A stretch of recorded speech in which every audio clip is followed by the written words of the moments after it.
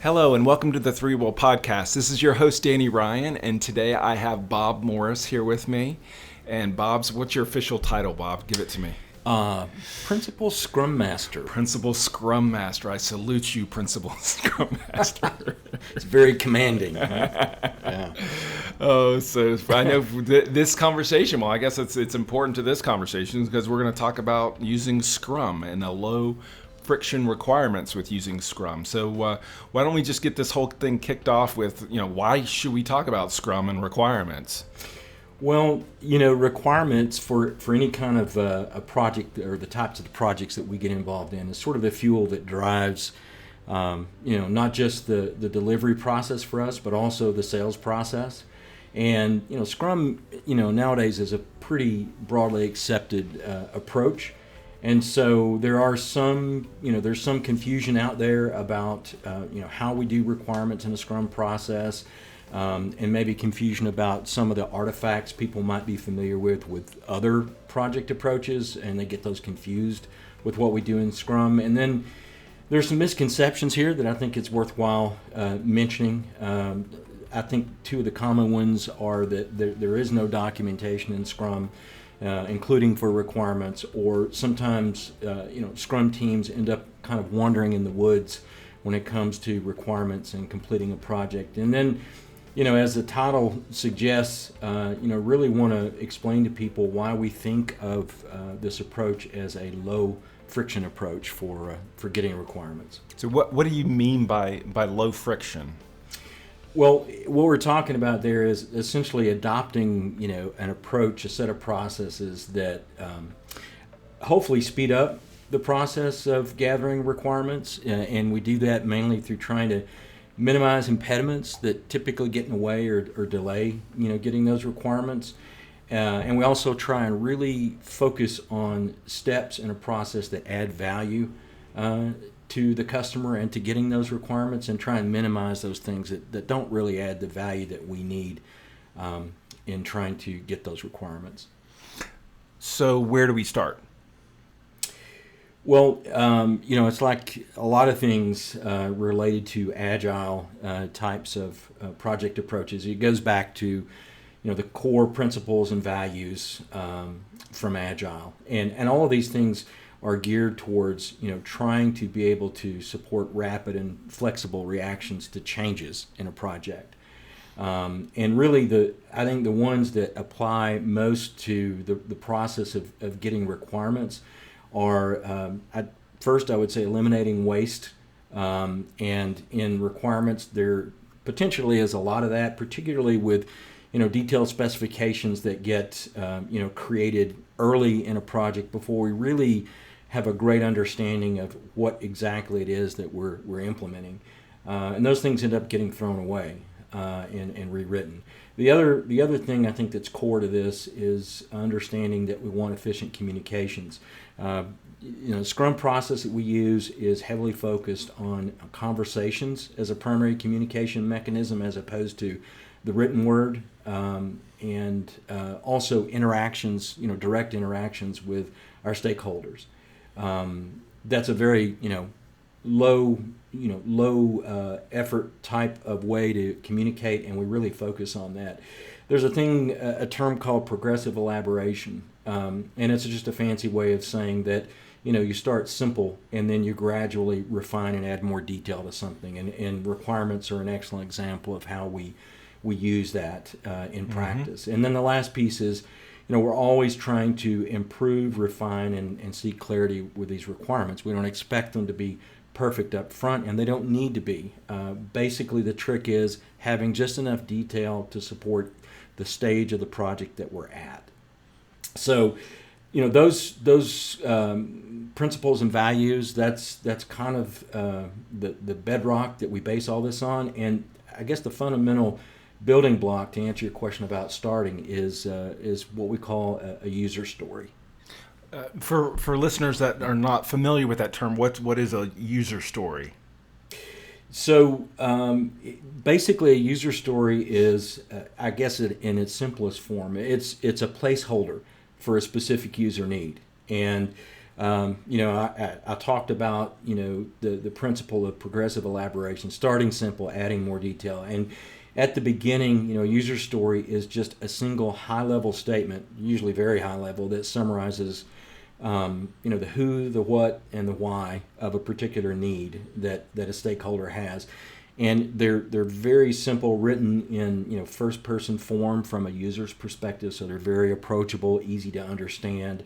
And basically, we call it a placeholder because it's the basis of ongoing conversations that are going to occur about that user story or that need throughout the life cycle of the project, both during the sales process for us and after the sales when we go through implementation. Each of these conversations that we have throughout that process, as I mentioned before, we're just trying to get enough information to support the information we need for that particular project stage. So that's kind of in a nutshell what it is. Do you mind just going off script a little bit? Do you mind just giving me an example of like what would be a user story, like a real user story that you would say? Yeah, there are people that are maybe a little too dogmatic about kind of how you format a user story. I think the most common method to do this is, I mentioned the who, what, and the why. Mm-hmm. It's to have little cues that you use in every story. So as a who, so it's a role. Mm-hmm. As a website user, mm-hmm. and then the what. I would like to. Well, what is it that you want to do? What is this need that you would like to do? I would like to be able to submit my credit card information. Mm-hmm. And then the why. Well, why are you doing that? So that I can pay for my order with, credit card as opposed to some other method. And that's the value. That's the why. That's awesome. Thank you. So if you're continuing to add detail after the start of the project, how do you define the overall scope and schedule and costs for a project as part of the sales process? Yeah, it seems a little counterintuitive because people, I think, are used to, trying to collect a lot of detailed information to use as the basis for a sales proposal.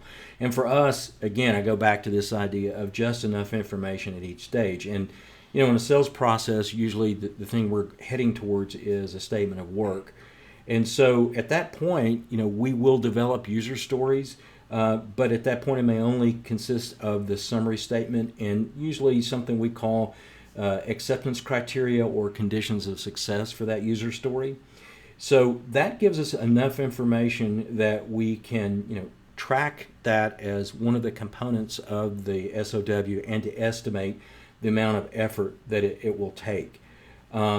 Later after we've done the sales process and we've done an SOW, we might add more detailed descriptions, could even attach test case documents, design documents, or other supporting artifacts. So there are documents involved, but we only do it at the point in time where we feel like we have enough knowledge to fulfill the need for the information.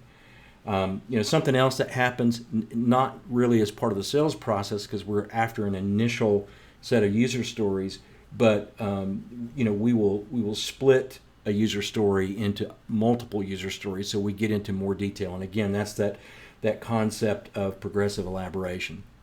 The bottom line here is for an SOW or a sales process, we take the initial version of these user stories and combined, we think of them as a product backlog. And probably a lot of people listening are already familiar with that concept.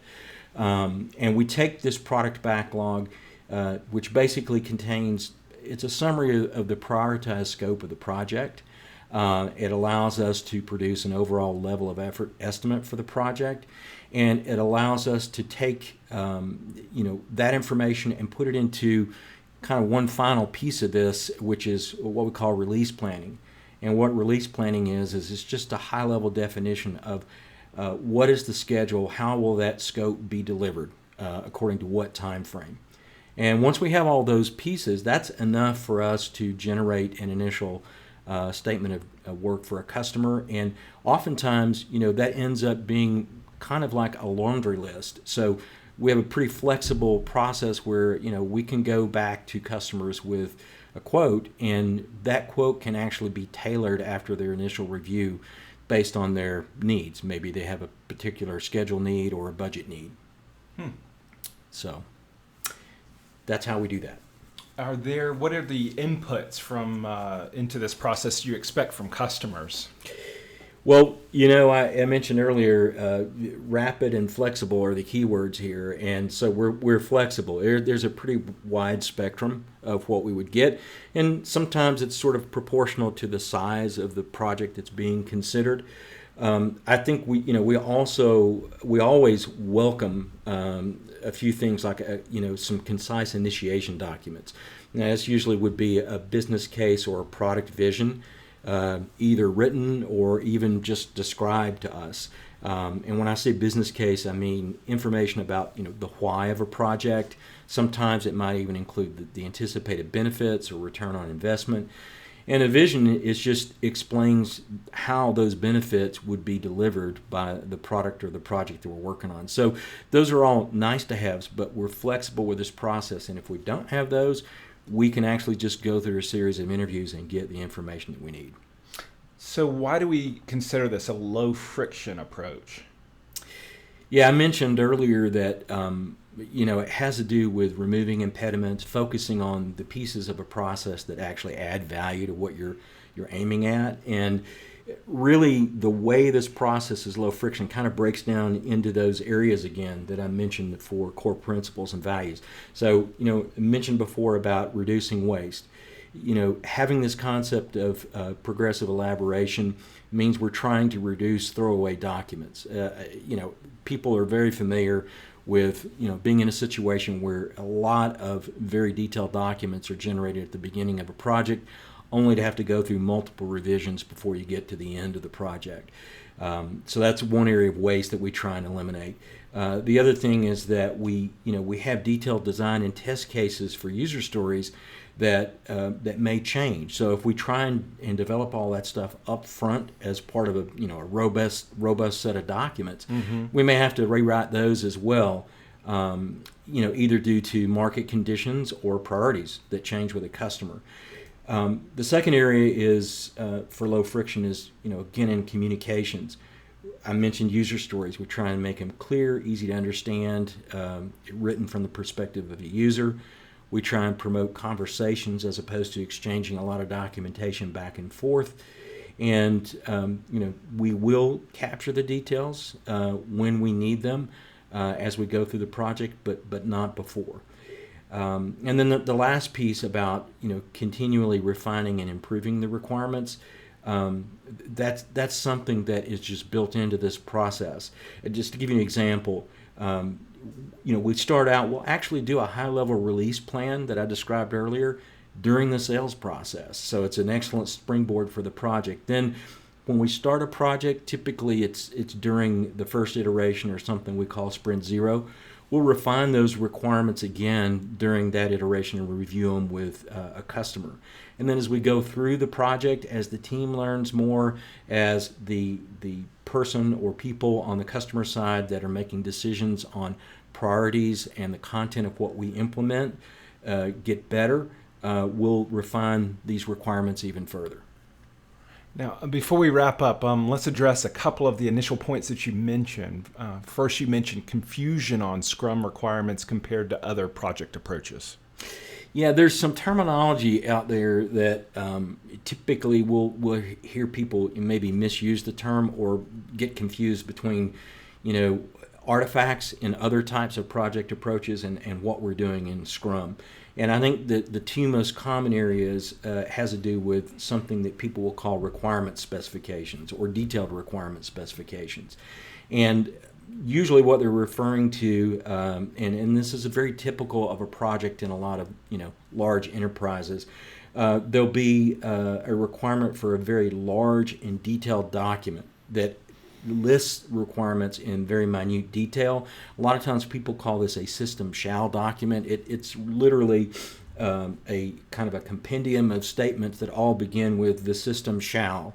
The system shall use a certain version of Java, or the system shall provide the following options, those kind of things. Mm-hmm. And while we are interested in that information, we're only interested in it at the time it's needed. So we might need to go to that detail for particular testing of a feature, and we may have some of that information show up as acceptance criteria, but we don't write a detailed requirement specification at the beginning of a project. So that's the one area. The second area is something called use cases. It's something that's been around for quite a while, and it even sounds a little bit like user stories. But use cases and user stories are definitely two different things. The use cases have been used in other project approaches. It basically describes interaction scenarios between an actor or a user and a system.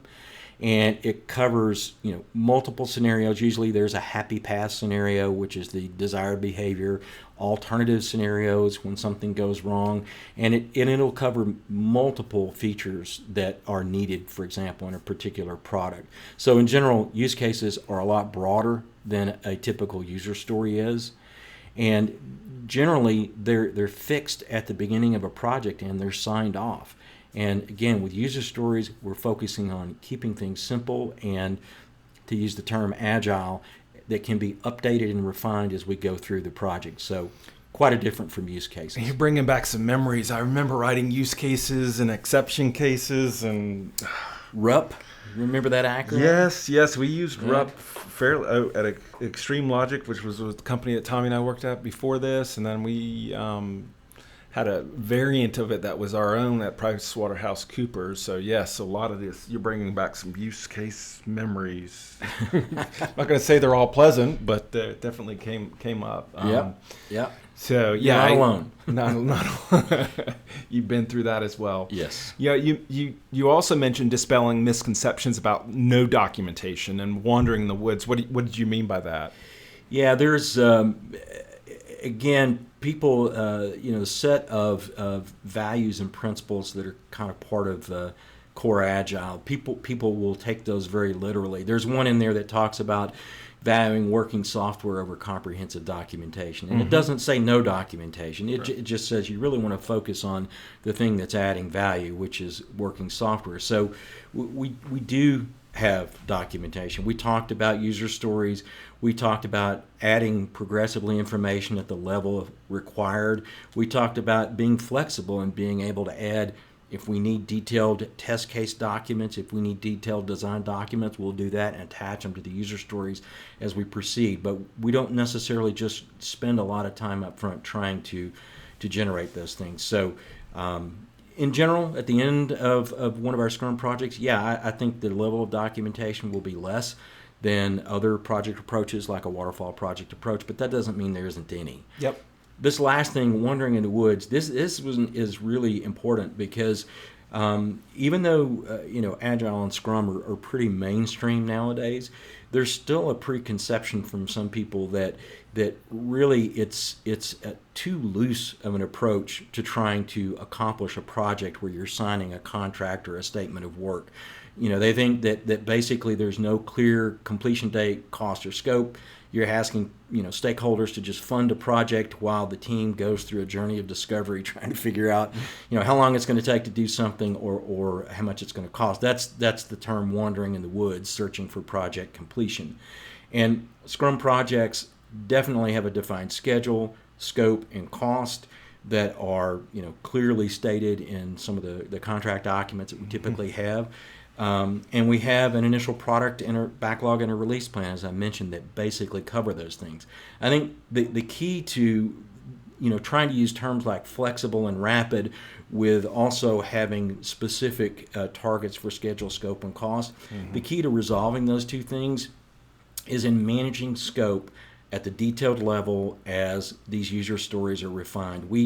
The last podcast I did with you talked about a mechanism we had for prioritizing and ranking user stories as we're going through a project for managing scope at a very detailed level. And it turns out that is the key thing that allows us to delight a customer with where we end up in a project while at the same time being flexible and delivering according to a budget that we've agreed on up front. It basically relies on the idea of trading off high priority items that have to be supported with a project budget by deferring or eliminating things that may not be very high priority. Mm-hmm. So we rarely, if ever, have a situation where we have a project change request to budget or schedule based on this approach. And I've been just with some of the projects that we've been doing, especially with some of the migration work and things like that, we've been taking the strategy of, how do we get enough details up front before we, write a plan for how we're going to do. I'll use migrations as an example. So we've broken it up into, we're going to go do this workshop, which is a, sort of a fixed price. You get this out of the workshop, and then out of that comes the plan for all of this. And the idea with that is that sometimes we can't get all of the details during the sales cycle, and it takes a little bit more for us to sit down with them and dig in a little bit deeper. Mm-hmm. But they may not. They may not want to. They want to have a sort of like a fixed cost around that, and they want to know, hey, we're going to go through this exercise here. You're going to get this out of it. It's going to cost this much, but then out of that, we're going to get a not to exceed budget for us to go after for the rest of the project. I'd love to say that everybody buys off on this, because typically what ends up happening is folks say, okay, that's great. Before I fork out the $10K for the workshop, I need to know what the overall ROM estimate is for the project. Are we talking $50,000, $100,000? Because I'm not going to do the $10K workshop and get to the end of it, and you guys tell me it's $1 million, and I have a budget for $100,000. I can't. I'm not going to waste my time doing that. But it seems it's a very, like, working with Bruce, we work very early on with trying to capture a lot of these details, and for some engagements, doing it like that two-step where we have a workshop that's a fixed price, and then the rest of the project is more of a, it's almost like I see them buying a team for a series of sprints to hit off a certain number of story points. Mm-hmm. And we're going to be flexible as what we deliver. Things are going to change, and in the end, you're going to have to make some decisions about where to spend the money on the story points. But, giving that flexibility in the project, I think that really, I do a lot of the customer satisfaction surveys, and overall, the process that we use, even more than the technology, is brought up time and time again as their favorite part of the project.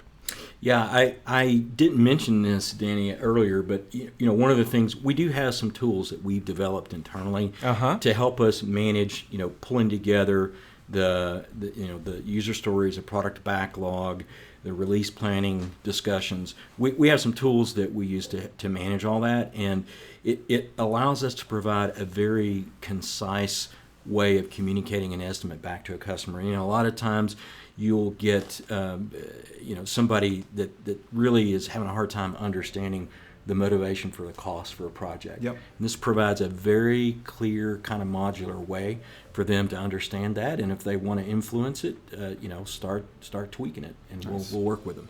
Anything before we wrap up here?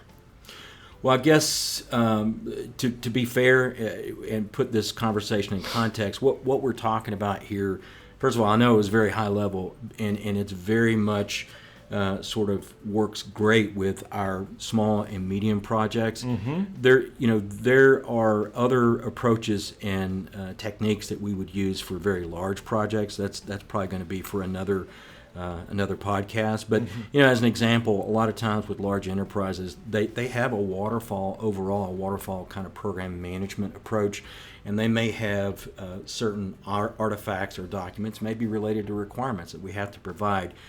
When we get in those situations, we will modify this process a little bit. Like you mentioned before, you talked about the idea of a workshop. Sometimes we'll even have sprints that are geared towards generating baseline artifacts that are required for their process. Mm-hmm. But we can we can talk about that exciting topic in another podcast. I could just see you writing those up, the documents up as user stories. As a overbearing product owner, I require, I want these documents to be done. Why? Because I need this. My boss says so. Because my boss says so. Because we've always done it this way. Because whatever reasons. But I guess we could just write those up as user stories and have some obnoxious estimate towards them. And we laugh about it, but we the people that we work with really appreciate this kind of flexibility, but a lot of times they can't control that process. Yes. Yeah. And we have to support them in that. So we understand that. Great job with this topic, Bob. I really appreciate you taking the time to come in here and do this. And I just continue to hear great things on projects that you're leading up. And so thank you so much for doing an excellent job day in, day out. Thank you. I appreciate it, Dan. Thank you, everybody, for listening, and have a wonderful day. Thank you. Bye-bye.